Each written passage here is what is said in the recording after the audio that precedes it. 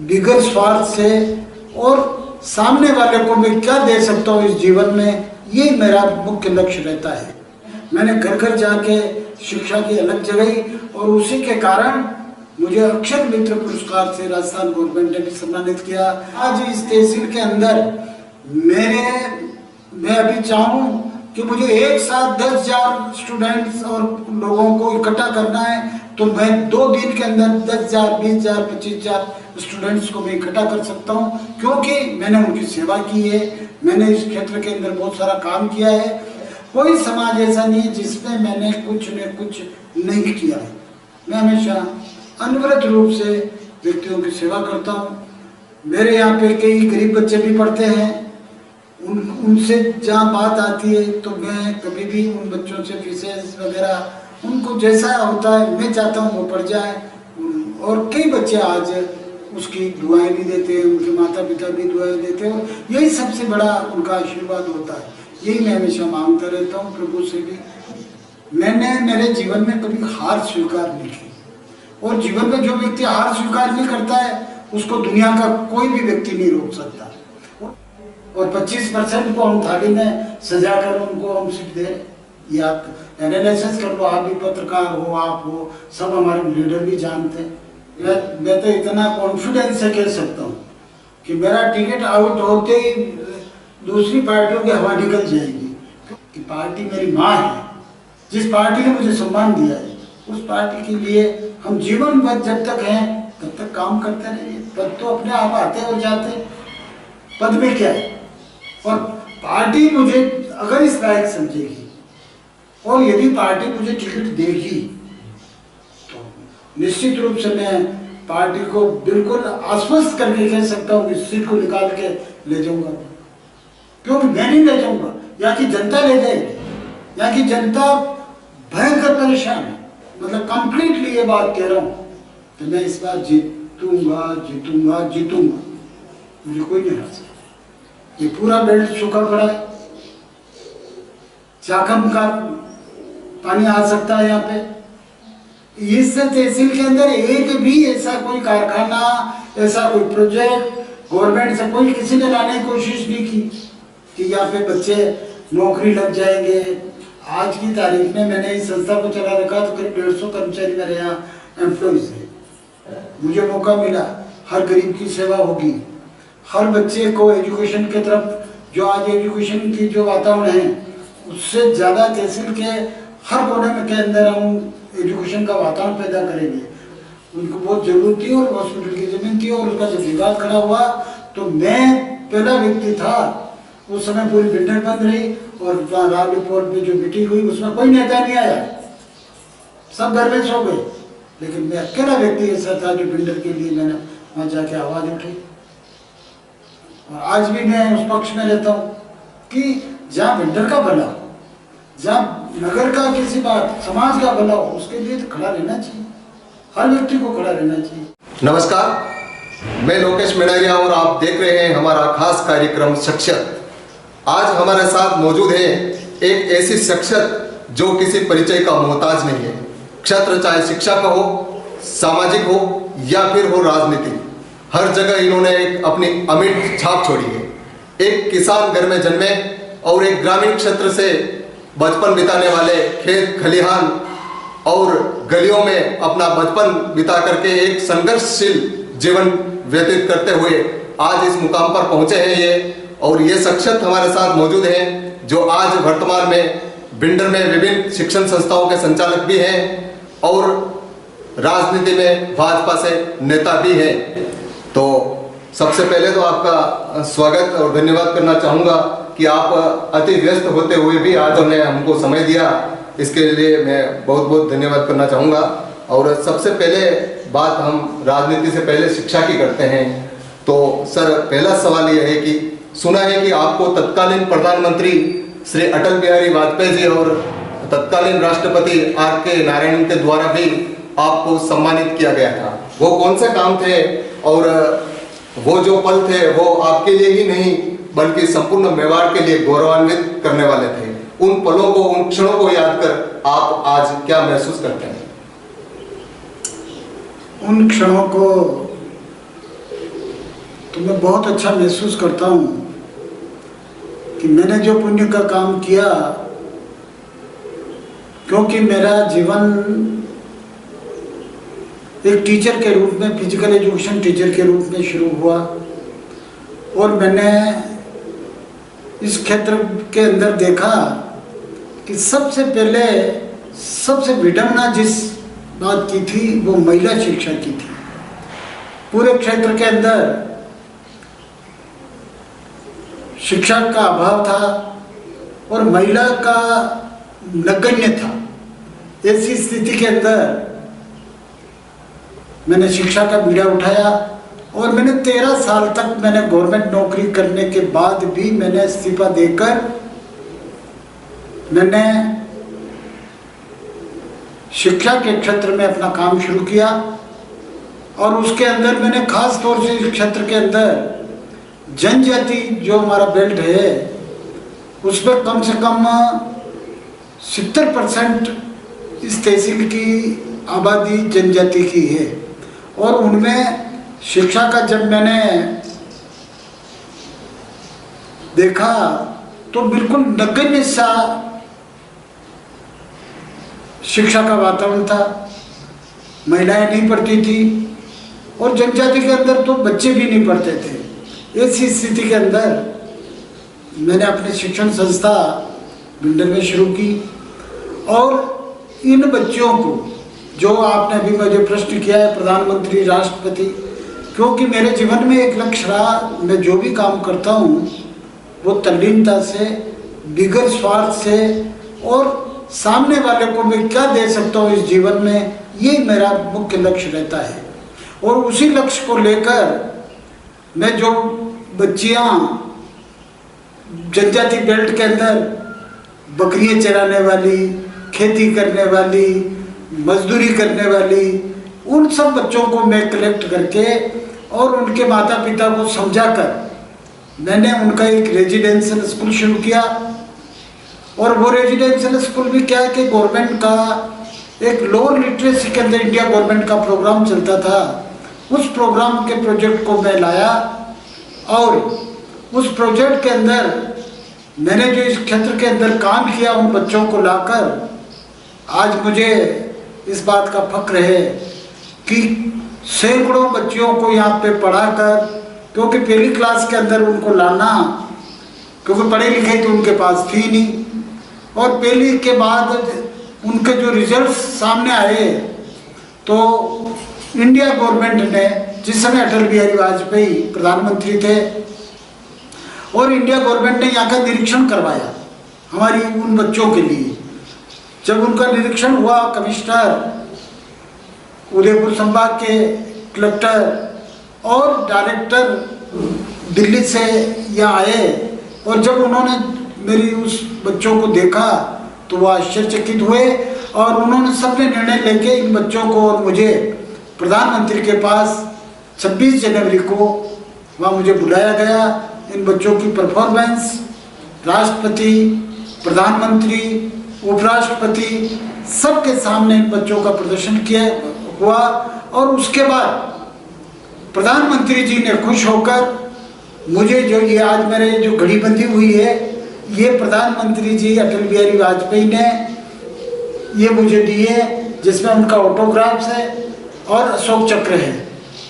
मैं आज ही उन पलों को, आपने जो मुझे पूछा कि उन पलों को, तो उन पलों को देखकर मेरा हृदय कभी भी सोचता हूँ तो गदगद हो जाता है। और इसलिए हो जाता कि वो बच्चे जब लोअर लिटरेसी के अंदर गवर्नमेंट ने प्रोग्राम शुरू किया और तो गवर्नमेंट ने उसको मिडिल स्कूल किया, उसके बाद उसको सेकेंडरी स्कूल किया, फिर मैंने इस क्षेत्र के अंदर कॉलेज को गर्ल्स कॉलेज शुरू किया और गर्ल्स कॉलेज के बाद बीएड कॉलेज शुरू किया और आज की तारीख में सैकड़ों बच्चियां यहाँ से पढ़कर और अपने घर पे पढ़ी लिखी आज इस क्षेत्र के अंदर कोई टीचर है, कोई एनएमए है, कोई किसी अलग अलग डिपार्टमेंट में आज वो बच्चियाँ पढ़ अपना काम कर रही है, अपने घर को संभाल रही है। ऐसी स्थिति में मुझे बहुत प्रसन्नता होती है कि मैंने इस जीवन में आकर कुछ न कुछ किया है। और इसी उद्देश्य को लेकर भिंडर नगर के अंदर फिजिकल कॉलेज है, डिग्री कॉलेज है गर्ल्स का, बीएड कॉलेज है, हायर सेकेंडरी स्कूल बॉयज़ का है, higher secondary school CBSE Delhi से केंद्रीय स्कूल है, और आज हजारों बच्चे बच्चियां इस क्षेत्र के अंदर लाभान्वित हो रही है। उन्हीं दिनों के अंदर मैंने राजस्थान के अंदर कोने कोने से, यहाँ पे स्पोर्ट्स का भी बहुत बड़ा कार्यक्रम चलता है, उसमें आज नेशनल इंटरनेशनल लेवल पे हमारे इंस्टीट्यूशन के बच्चे जा रहे हैं। इस क्षेत्र के हजारों बच्चे आज दिन तक लाभान्वित हो रहे हैं, क्योंकि करीब 33-34 साल हो गए इस संस्था को स्थापित हुए। तो इस तरह से मेरे को आज भी जो आपने मुझे क्वेश्चन पूछा है कि अटल जी, और तो वो तो समय एक बहुत स्वर्णिम समय मैं कह सकता हूँ मेरे जीवन का। और दूसरी बात मैं ये कह सकता हूँ कि मैंने जिस संस्था का नाम रखा था उसका राणा प्रताप के नाम से है, और उसके लिए मैं इस बात के लिए कटिबद्ध होकर मैंने काम किया कि उनके पच्चीनों पर चलना, जो दृढ़ राखे धर्म को ताहि राखे करतार, इस उद्देश्य को लेकर मैंने इस क्षेत्र के अंदर बड़ी ईमानदारी से मैंने काम किया। और आज मैं अपने आप को धन्य समझता हूँ कि क्योंकि मुझे राज्य स्तर पर भी सम्मानित किया गया है, क्योंकि मैं सरपंच भी रहा हूँ, 15 साल में रेगुलर सरपंच रहा। और जब गवर्नमेंट का एक प्रोजेक्ट आया सामने, अक्षर मित्र पुरस्कार से मुझे राज्य सरकार ने, राजस्थान गवर्नमेंट ने सम्मानित किया। और उसमें मैंने पूरे मेरे गांव में मैं जब सरपंच बना केवल 100 बच्चे पढ़ते थे, आज कम से कम मेरे गांव के 2500-3000 बच्चे एजुकेशन ले रहे हैं। मैंने घर घर जाके शिक्षा की अलग जगाई, और उसी के कारण मुझे अक्षर मित्र पुरस्कार से राजस्थान गवर्नमेंट ने भी सम्मानित किया, कलेक्टर ने मुझे सम्मानित किया, और मेरे समाज ने मुझे सम्मानित किया, मुझे भिंडर नगर के लोगों ने सम्मानित किया, क्षेत्र के लोगों ने सम्मानित किया। और यही मेरे जीवन का लक्ष्य था, और उस लक्ष्य पे मैं निरंतर चल रहा हूँ। मतलब ये कह सकते हैं कि बेटी पढ़ाओ बेटी बचाओ अभियान, जो अभी प्रधानमंत्री नरेंद्र मोदी जी का जो कुछ साल पहले ही एक नारा दिया गया था, लेकिन आपने तो करीब 2 दशक पहले ही इसे धरातल पर ला दिया, अटल बिहारी जी वाजपेयी के सरकार के दौरान ही। तो और शिक्षा ही आपने मतलब ये उद्देश्य बनाया कि शिक्षा ही इस क्षेत्र में अधिकतम शिक्षित हो लोग, और एक शिक्षा के क्षेत्र की ओर अग्रसर हो। तो सर सवाल, वैसे तो पुरस्कार की बात करेंगे तो शायद मुझे लगता है कि पूरा दिन ही हो जाएगा, क्योंकि हमें पता है कि पुरस्कार तो आपने इतने जीते हैं, इतने पुरस्कार पाए हैं कि प्रदेश और राष्ट्र स्तर पर आपने काफी है, और गिनाने बैठेंगे तो हो सकता है पूरा दिन भी हो जाए। तो अपन अभी बात चुनाव की है, चुनावी माहौल की है, तो हम समय ऐसे जाया नहीं करके अपन सीधा ही राजनीति पर आते हैं। तो सर, राजनीति में पॉलिटिकल एंट्री आपकी, यानी कि राजनीति में शुरुआत कैसे हुई? राजनीति के अंदर मेरी एंट्री, क्योंकि जब मैंने पढ़ाई शुरू की तब से मेरे में नेतृत्व करने की मेरे के अंदर क्षमता थी। मैं एक अच्छा प्लेयर था। तो स्कूली शिक्षा से ही मैं जब पढ़ता था, तब उस समय चुनाव हुआ करते थे स्कूलों के अंदर, प्रधानमंत्री के, सीआर के। तो मैं जब पढ़ता था तो 9वीं क्लास के अंदर मैं प्रधानमंत्री बन गया, 10वीं क्लास के अंदर मैं प्रधानमंत्री बन गया, 11वीं क्लास के अंदर मैं प्रधानमंत्री बन गया, और उसके बाद मैं स्टेट लेवल पे उस समय प्लेयर था। और उस कारण मैंने फिजिकल एजुकेशन टीचर के रूप में मैंने अपना प्रोफेशन शुरू किया। लेकिन फिर भी एक नेतृत्व की मेरे में जो समझो कि भावना थी, या मैं नेतृत्व करने में मैं अपने आप को सक्षम समझता था, और मेरे मन में हमेशा ये रहता था कि आगे बढ़ा कैसे जाए। तो आज की तारीख में जो राजनीति चल रही है, मैं काफ़ी सारे राजनेताओं के नज़दीक आया। उस समय हमारे बाठड़ा राव हुआ करते थे, उस समय गुलाब सिंह जी सत्तावती इस क्षेत्र के थे। तो मैं उनके भाषणों को सुनता, उनके गतिविधियों को देखता, और मेरे मन में भी एक बात आई कि मैं भी इस राजनीति के अंदर कदम रखूं। और ऐसी स्थिति के अंदर मैं जब शारीरिक शिक्षक बना तो मैं सबसे पहले जिले का अध्यक्ष बना, उसके बाद मैं राजस्थान का उपाध्यक्ष बना, और फिर दूसरे ही साल मेरे मन में आया कि मैं राजस्थान के अंदर फिजिकल एजुकेशन के अंदर कुछ कर गुजरूँ, इसको खेलों को मैं आगे बढ़ाऊँ। और ऐसी स्थिति के अंदर मैं प्रांतीय अध्यक्ष, जो रेगुलर में 4 बार राजस्थान का शारीरिक शिक्षक संघ का अध्यक्ष रहा, और उस अध्यक्ष पद पे रहते हुए उस समय तत्कालीन गवर्नमेंट से हमने जयपुर में हमारे राजस्थान लेवल का हमने गवर्नमेंट के सामने अपनी बात रखी, हमने धरना दिया, प्रदर्शन किया। और उस समय जब स्कूलों के अंदर, जब फिजिकल एजुकेशन के अंदर, खेलों के अंदर उत्थान के लिए उस समय केवल हायर सेकेंडरी स्कूल के अंदर ही फिजिकल एजुकेशन टीचर हुआ करता था। मेरे कार्यकाल में मैंने इस राजस्थान के अंदर उस समय मंत्री से और अधिकारियों से सबसे मिलकर और हमारी पीढ़ा को रखा कि खिलाड़ी ऊपर से तैयार नहीं होते हैं, खिलाड़ी नीचे से तैयार होते हैं। और उस समय जितने भी उच्च प्राथमिक विद्यालय, मिडिल स्कूल हैं, उनमें शारीरिक शिक्षक के पद को मैंने सृजित करवाया। और आज तो हमारे मोदी जी के कार्यकाल में तो खेलों का इतना विस्तार हो गया, जिसको देखकर मैं यहाँ से मोदी जी को बहुत बहुत उनका आभार प्रदर्शित करता हूँ। कि उन्होंने युवाओं के लिए जो कुछ किया है, खेलों के अंदर हमारे जो आज पदक मिल रहे हैं, मैं उसके लिए मोदी जी और मोदी जी की सरकार को बहुत बहुत बधाई देता हूँ कि वास्तव में मेरा जो सपना था वो सपना अब जो ऊपर बढ़ता जा रहा है। और आज तो इतने खेलों के अंदर बच्चों को नौकरी मिलने लग गई, बच्चों को डायरेक्ट मतलब अच्छी पोस्टों पे जाने लग गए। तो ये मेरे जीवन का एक बहुत अच्छा कार्यकाल रहा, जिसपे मैंने फिजिकल एजुकेशन को किया। उसके बाद फिर मैंने नौकरी भी छोड़ दी, और नौकरी छोड़ के मैं सक्रिय राजनीति के अंदर कार्यकर्ताओं के आग्रह से कहो या मेरे जितने भी स्टूडेंट्स हैं इस तहसील के अंदर, आज इस तहसील के अंदर मैं अभी चाहूँ कि मुझे एक साथ 10,000 स्टूडेंट्स और लोगों को इकट्ठा करना है, तो मैं 2 दिन के अंदर 10,000, 20,000, 25,000 स्टूडेंट्स को मैं इकट्ठा कर सकता हूँ, क्योंकि मैंने उनकी सेवा की है, मैंने इस क्षेत्र के अंदर बहुत सारा काम किया है।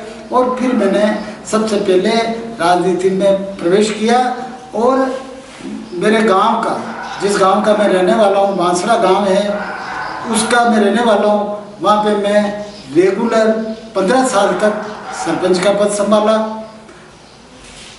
सरपंच के रूप में मुझे मेरे गांव को मैंने फ्री एजुकेशन से जोड़ा, और साक्षरता के अंदर मुझे सरपंच रहते हुए राज्य स्तर पर अवार्ड मिला। इसी तरह से मैं अनवरत रूप से संस्था चलाता हुआ और राजनीति के अंदर भी अपना दमखम बताता रहा हूँ। हाँ, ये तो थी राजनीति की बात। हाँ, लेकिन सामाजिक क्षेत्र में भी आपने समाज का प्रतिनिधित्व किया, और शायद जानकारी है कि आप निर्विरोध चुने गए थे और समाज सेवा में भी अग्रणी रहते हैं। तो राजनीति के साथ साथ समाज सेवा भी आप कैसे करते हैं? इतना समय मिल पाता है?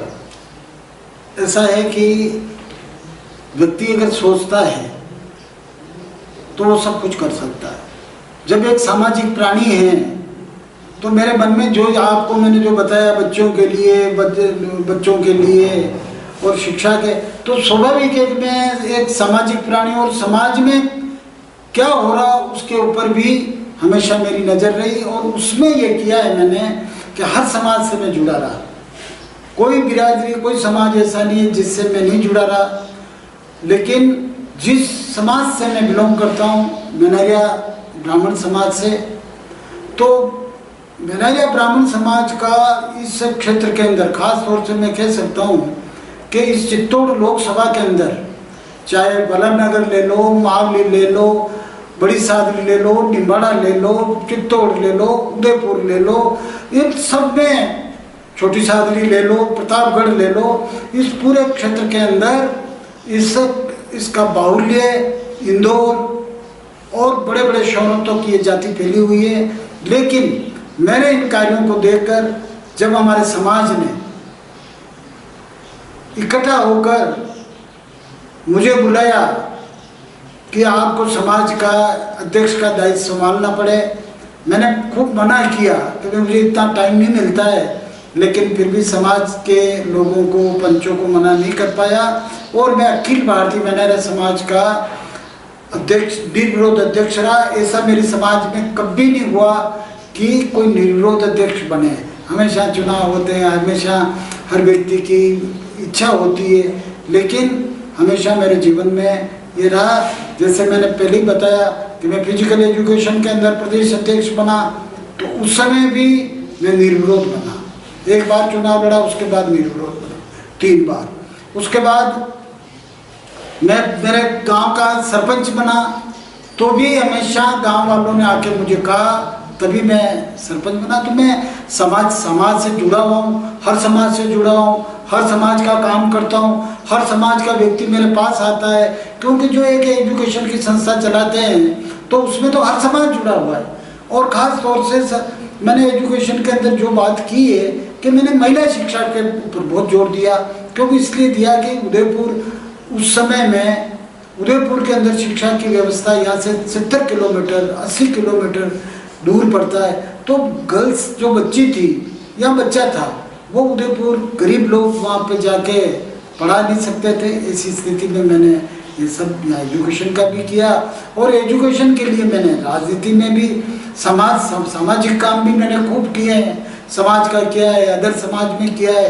कोई समाज ऐसा नहीं है जिसमें मैंने कुछ न कुछ नहीं किया है। मैं हमेशा अनवरत रूप से व्यक्तियों की सेवा करता हूँ। मेरे यहाँ पे कई गरीब बच्चे भी पढ़ते हैं, उनसे जहाँ बात आती है तो मैं कभी भी उन बच्चों से फीसेस वगैरह उनको जैसा होता है मैं चाहता हूँ वो पढ़ जाए। और कई बच्चे आज उसकी दुआएं भी देते हैं, उनके माता पिता भी दुआएं देते हैं, और यही सबसे बड़ा उनका आशीर्वाद होता है। यही मैं हमेशा मांगता रहता हूँ प्रभु से भी, और यही कहना चाहूँगा कि समाज में काम करने में मुझे बहुत मज़ा आया। मैंने समाज में भी काफ़ी सारे काम किए हैं और कर रहा हूँ।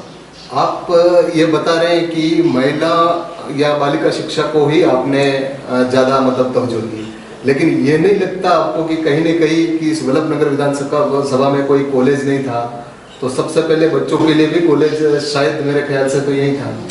फिजिकल कॉलेज खोला मैंने, क्योंकि मेरे दिमाग में एक बात थी कि बच्चा अगर स्ट्रॉन्ग होगा। मैंने पूरे राजस्थान लेवल पे सोचा, यहाँ पे जो ट्रेनिंग करने आते हैं वो विगत 34 साल से आज की तारीख में राजस्थान के 70% 60% स्कूलों के अंदर यहाँ के शारीरिक शिक्षक काम कर रहे हैं, और उनको हमने ऐसा तराशा कि वो आज उनको देखकर मुझे फक्र होता है।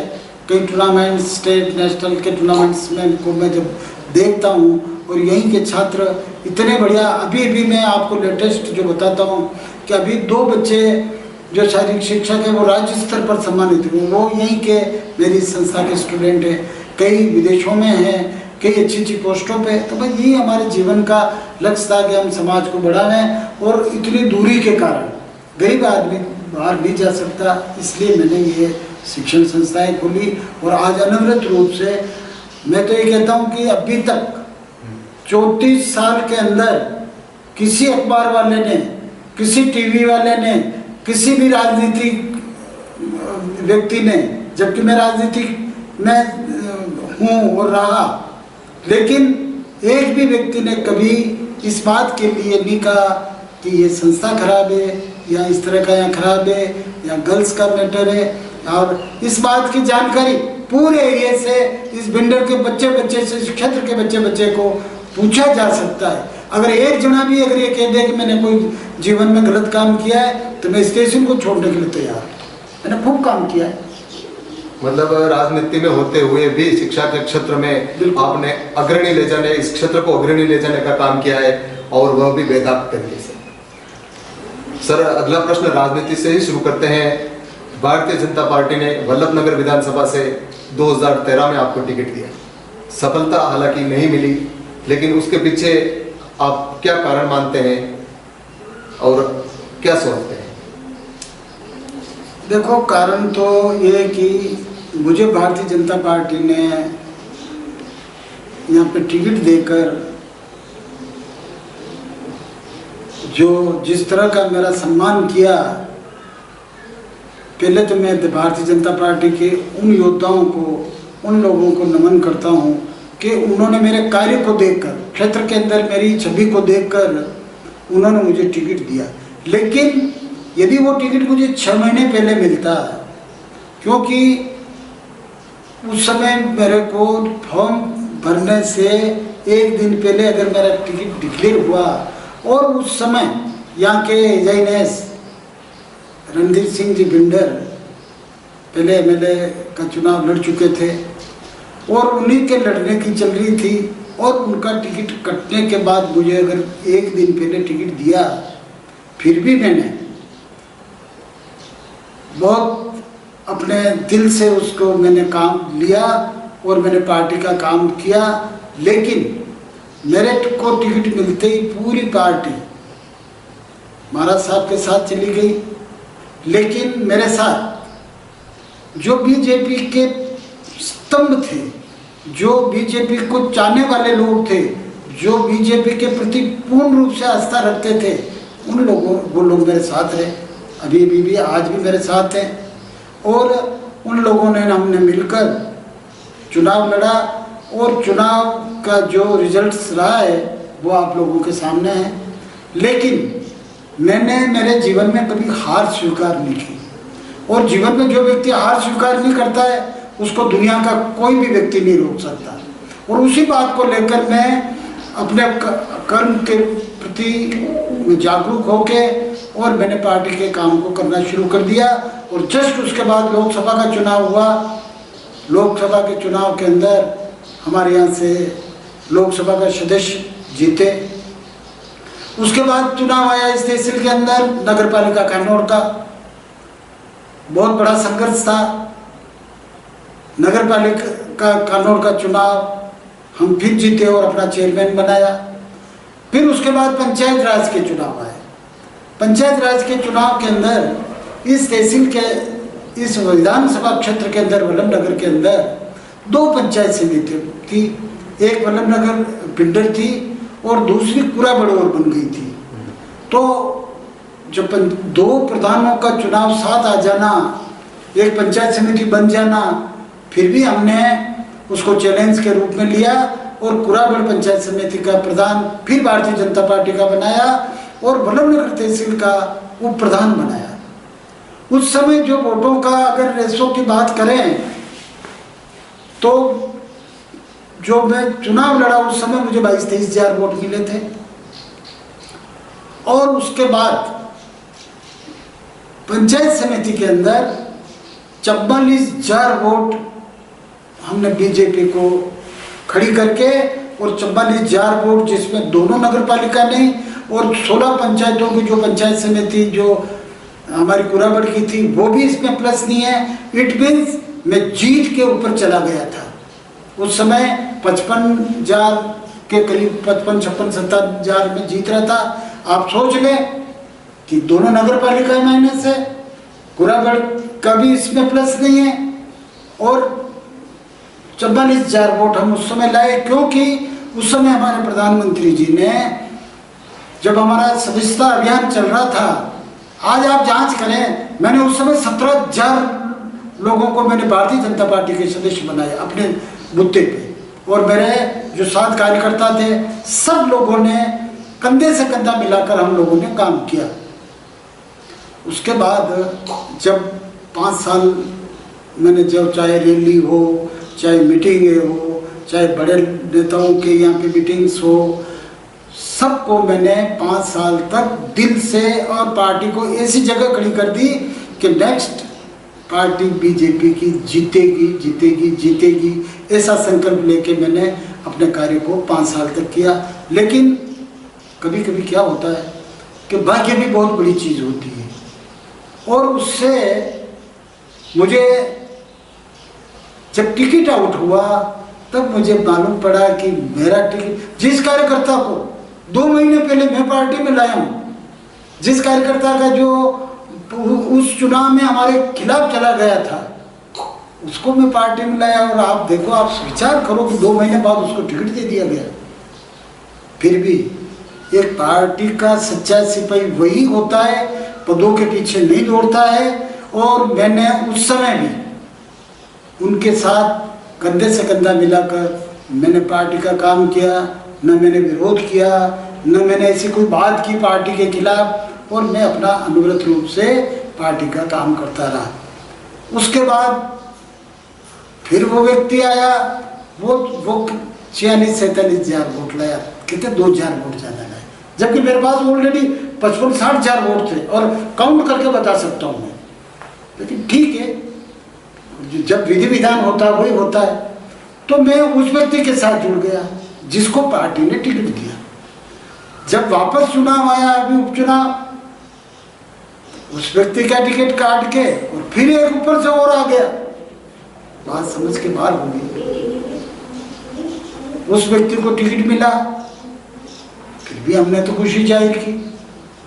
और जिस व्यक्ति को पार्टी ने टिकट दिया वो पार्टी को धोखा देकर, पार्टी को अलविदा कहकर आरएनपी के अंदर फार्म भर के और उसने चुनाव लड़ा बीजेपी के सामने। उसके बाद जो शख्स चुनाव लड़ा, उस समय मेरे 500 वोट जमानत जब्त हुई मेरी, सब जानते हैं, लेकिन केवल 500 वोट कम थे। मेरे को 500 वोट और मिलते थे, मेरी जमानत बच जाती। लेकिन परिस्थिति हो गई एक दिन पहले मुझे टिकट देना। लेकिन जो अभी जो अभी समय आपकी जमानत जब्त हुई थी, लेकिन टिकट नामांकन से 1 या 2 दिन पहले, 2 दिन पहले ही मिला।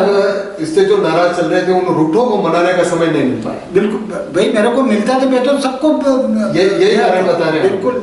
और मैंने पार्टी को खड़ा करके बताया, जो पूरा एक पार्टी चली गई वो जीत गई जनता सेना के नाम से। जमानत जब तो उपचुनाव में भी हुई वापिस। तो जमानत जब तो उस समय मेरे तो 500 वोट पड़े ना, अभी जो जमानत हुई है उसके 10,000 वोट कम पड़े जमानत बचाने में। फिर क्या हो रहा है पार्टी को? एक मेरे को भी खुद को भी समझ में नहीं आ रहा कि ये हो क्या गया है इस वल्लभनगर हमारे कॉन्स्टिट्यूशन के अंदर। आज की तारीख में वल्लभनगर के अंदर 75% बीजेपी है और 25% को हम थाली में सजा कर उनको हम सीट दे रहे हैं। ये आप एनालिसिस कर लो, आप भी पत्रकार हो, आप हो, सब हमारे लीडर भी जानते हैं। तो ये विडंबना रही है। और अब राजनीति तो बस ठीक है, एक शौक था जो कर रहे हैं, और आज भी जो हमारी पार्टी कहती है वो कर रहे हैं। अब पार्टी कभी कभी कहाँ छुप के मीटिंगें कर रही है, मुझे नहीं बुलाती, तो मेरे को जबरदस्ती तो जाने से रहा। सजा मुझे सम्मान से बुलाया जाता है, वहाँ मैं जाता हूँ, और उसके बावजूद भी मैं संतुष्ट इसलिए हूँ कि मैं एक अच्छा काम कर रहा हूँ समाज में। व्यक्ति नेता बन के क्या करेगा? यही तो करेगा नहीं। समाज का नेता बन के काम करेगा, जो नेता बन के काम करते हैं वो आप वैसे ही कर रहे हैं। वैसे ही कर रहे हैं, वैसे कर रहे हैं। और मेरे पास आज भी कई गरीब कार्यकर्ता आते हैं, किसके तहसील में समस्या है, किसके पुलिस डिपार्टमेंट में समस्या है, किसी के अलग अलग विभाग में। हम उनसे बात करते हैं, उनको रास्ता बताते हैं, उनके लिए कुछ करना पड़ता है तो हम करते हैं। ये हमारा जीवन है।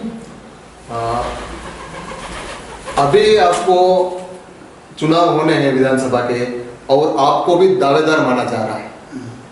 यदि पार्टी आपको टिकट देती है और चुनाव आप लड़ते हैं तो क्या जीत पाएंगे? क्या इसके लिए तैयारियां हैं? और क्या किस प्रकार आप इस बार वल्लभनगर में कमल खिला सकते हैं? मैं तो इतना कॉन्फिडेंस से कह सकता हूँ कि मेरा टिकट आउट होते ही दूसरी पार्टियों की हवा निकल जाएगी, क्योंकि इतने लोग हैं मेरे साथ, जिन लोगों को हमने बनाया है।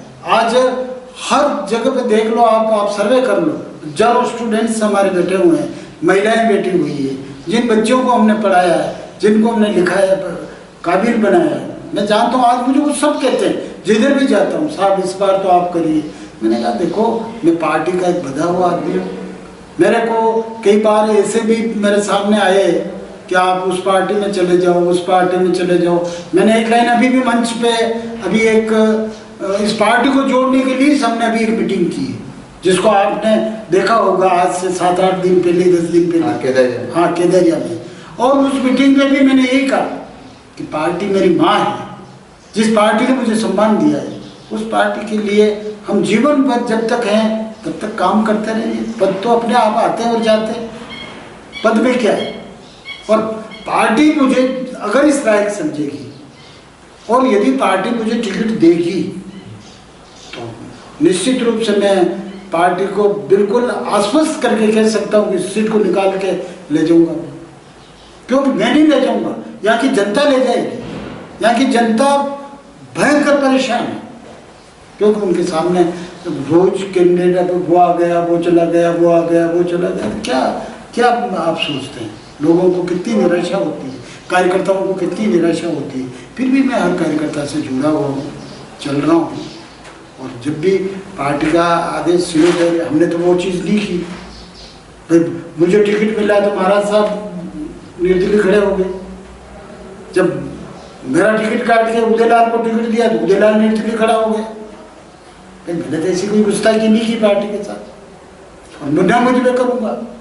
हाँ। ना मुझे टिकट दे तो अच्छा, नहीं दे तो अच्छा, देंगे तो मैं आज आपके सामने मतलब कंप्लीटली ये बात कह रहा हूँ कि मैं इस बार जीतूंगा, जीतूंगा, जीतूंगा।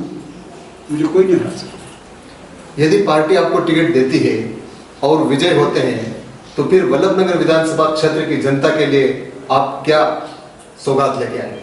वल्लभनगर की जनता तो इतना एक फुटबॉल बनी हुई है, उसको आके झूठे वादे करने वाले ही बैठे हुए हैं चारों तरफ। हमेशा आप के ये कर देंगे, वो कर देंगे, क्योंकि धरातल पे इन लोगों की सेवा कोई नहीं करता है। और इसीलिए मैं राजनीति में आया, उन लोगों तक ये पहुंच के उनके दुख दर्दों को नहीं समझते। आज इस तहसील के किसान परेशान हैं। इधर वल्लभनगर बेल्ट में तो कुछ गांवों को पानी दे दिया, उधर से ये पूरा बेल्ट सूखा पड़ा है। चाकम का पानी आ सकता है यहाँ पे आने वाले समय में, तो ये तहसील किसानों को बहुत बड़ा लाभ होता है। दूसरा ये कि जितने बेरोजगार हैं, इस तहसील के अंदर एक भी ऐसा कोई कारखाना, ऐसा कोई प्रोजेक्ट गवर्नमेंट से कोई किसी ने लाने की कोशिश नहीं की कि यहाँ पे बच्चे नौकरी लग जाएंगे। आज की तारीख में मैंने इस संस्था को चला रखा तो करीब 150 कर्मचारी मेरे यहाँ एम्प्लॉइज हैं।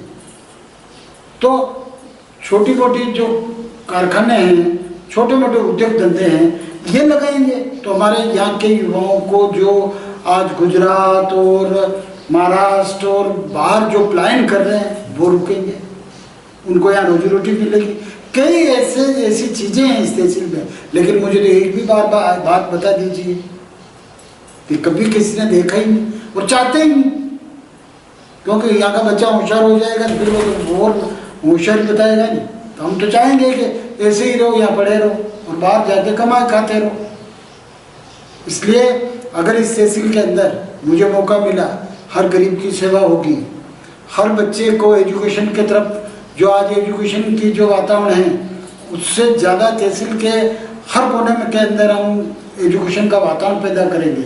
और वैसे हमारे अभी प्रधानमंत्री जी जो भी नई शिक्षा नीति लाए हैं, उस शिक्षा नीति के तहत हम बहुत अच्छा काम कर सकते हैं, लेकिन मौका मिलेगा तो करेंगे। लास्ट और अंतिम सवाल, बिंडर हॉस्पिटल की जमीन का कोई मुद्दा था, तो उस दौरान भी आप गए थे और उस मुद्दे को ये तो क्या पूरा क्या मामला था?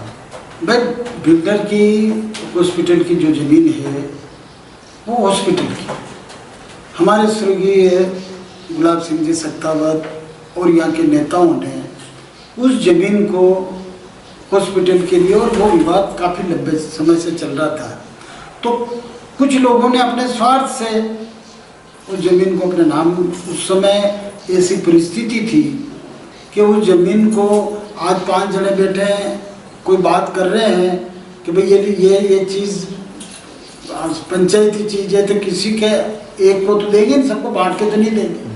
तो उस समय ऐसी परिस्थिति थी कि उस जमीन को खरीदना था, उसका कुछ पैसा देना था या रजिस्ट्री करानी थी, और शायद मैंने तो जहाँ तक पुराना मेरे को मालूम है कि वो जमीन डोनेट की थी। लेकिन उस जमीन को किसके नाम पे किया जाए उस समय, तो उस समय वो जो एक संबंधित व्यक्ति के नाम पे की, लेकिन आज के ज़माने से उसका माइंड बदल गया, उसके नाम पे ज़मीन थी तो उसके लिए भिंडर पूरी बंद रही, पूरे भिंडर के अंदर जुलूस निकले, पूरी भिंडर और पूरा क्षेत्र उस चीज़ को चाहता था, क्योंकि आसपास के गांवों का इलाज के लिए हॉस्पिटल केवल भिंडर ही सबसे बड़ा हॉस्पिटल है इस क्षेत्र में, तो उनको बहुत जरूरत थी और हॉस्पिटल की ज़मीन थी। और उसका जब विवाद खड़ा हुआ तो मैं पहला व्यक्ति था, उस समय पूरी भिंडर बंद रही और वहाँ रावली पोल पे जो मीटिंग हुई उसमें कोई नेता नहीं आया, सब घर में सो गए, लेकिन मैं अकेला व्यक्ति ऐसा था जो भिंडर के लिए मैंने वहाँ जाके आवाज़ उठी। और आज भी मैं उस पक्ष में रहता हूँ कि जहाँ भिंडर का भला हो, जहाँ नगर का किसी बात समाज का भला हो, उसके लिए तो खड़ा रहना चाहिए, हर व्यक्ति को खड़ा रहना चाहिए। और मैं भी उसी तरह से खड़ा रहा और रहूँगा। नमस्कार, ये थे शिक्षाविद गणपत लाल जी मेड़रिया, शिक्षण संस्थाओं के संचालक और पेशे से शारीरिक शिक्षक रहे, और इन्होंने अपनी बात रखी राजनीति के क्षेत्र में, सामाजिक क्षेत्र में और शिक्षा के क्षेत्र में भी अपनी बात रखी। और इन्होंने कहा कि अगर पार्टी मौका देती है तो निश्चित ही इस बार वल्लभ नगर में कमल खिलेगा। अब क्या होगा वह तो आने वाला समय ही बताएगा। दीजिए इजाजत, नमस्कार।